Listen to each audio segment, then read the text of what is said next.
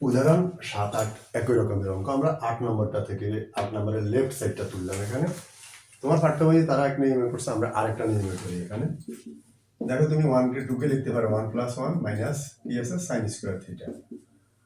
এরপরে দেখো 2 কে লেখা যায় 1 + 1 আর আছে কি প্লাস tan স্কয়ার থিটা। এবার দেখো এই পর্যায়ে তুমি দেখবা এই যে এতটুকুতে একটা সূত্র হয়, এতটুকুতে একটা সূত্র হয়, কেমন?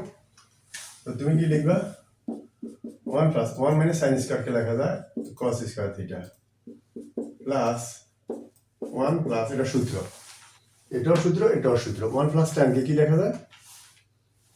1 + tan কে লেখা যায় sec স্কয়ার থিটা। ওকে, 1 + tan কে লেখা যায় sec স্কয়ার থিটা, এটা একটা সূত্র। এই পর্যায়ে আসো, এখন তো আমরা সামনে অঙ্ক করবো। ধরো উপরের অংশ কিছুই নাই, এটাও একটা অঙ্ক হতে পারে। এখান থেকেও এর আগে আমরা অনেকগুলো অঙ্ক তোমাদেরকে দেখালাম যে এই সবগুলো অঙ্ক একই রকম, বাট ওই অঙ্কগুলো এখান থেকেও শুরু হতে পারে, অনেকগুলো আছে। এটাতে কি করবা? এটাতে তুমি এটাকে রাখবা, এটাকে চেঞ্জ করবা। এই কসকে চেঞ্জ করলে হয়ে যাবে স্যাক, এটা রাখবা। নতুবা এটাকে রাখবা, এটা চেঞ্জ করবা না, এই স্যাককে চেঞ্জ করলে হয়ে যাবে কস। দুইটাকে চেঞ্জ করা যাবে না। আমরা শুরুটাকে রাখি 1 + cos স্কয়ার থিটা প্লাস এই যে 1 + এই স্যাককে লেখা যায় 1/cos স্কয়ার থিটা, এটা লেখা যায়।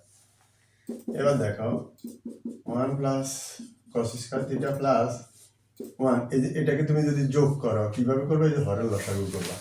এটার হর কত? cos, এটার হর কত? 1 আর cos এর লসাগু cos স্কয়ার থিটা মানে 1, cos এ ভাগ করলে cos 1 এর সাথে গেলে cos square theta plus cos এ কাটা গেলে ভাগ, cos এ ভাগ করলে কত? 1 যাবে উপরে 1 এর সাথে 1।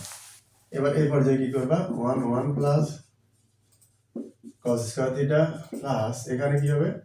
এই যে উপরে 1টা লিখবো, লিখে এই লম্বা দাগটা বাক্সিনাকে গুণ লিখলে নিচেটা উল্টে যাবে, উল্টে কি হবে? cosটা চলে যাবে উপরে আর এটা চলে যাবে নিচে, এটা প্লাস। ওকে, এবার তুমি এই পর্যায়ে কি করতে পারো? 1 দ্বারা এটাকে গুণ করা মানে এটাই হবে, 1 আর থাকবে না, তার মানে 1 না লিখলেও চলে। এখন কি করতে হবে? এখন উপরে আছে 1 plus cos square theta plus এটা এইভাবে এটা কি করবা? এই যে নিচে এখানে যা এখানে তা হরের লসাগু করবা, অর্থাৎ এই অংশ আর এই অংশকে যোগ করবা। তার মানে নিচে দুইটা যেহেতু একরকম, আমরা একটা লিখবো 1 প্লাস cos স্কয়ার থিটা। এবার এটা দ্বারা এটাকে ভাগ করলে এটা দুইটা যেহেতু একরকম, ফল হবে 1 উপরে 1 এর সাথে যাবে 1, এই প্লাস এটা ভাগ করলে হবে 1 উপরে cos স্কয়ার থিটার সাথে গেলে হবে cos স্কয়ার থিটা। ওকে, এটা কাটা গেলে 1, এটা রাইট সাইড। ওকে।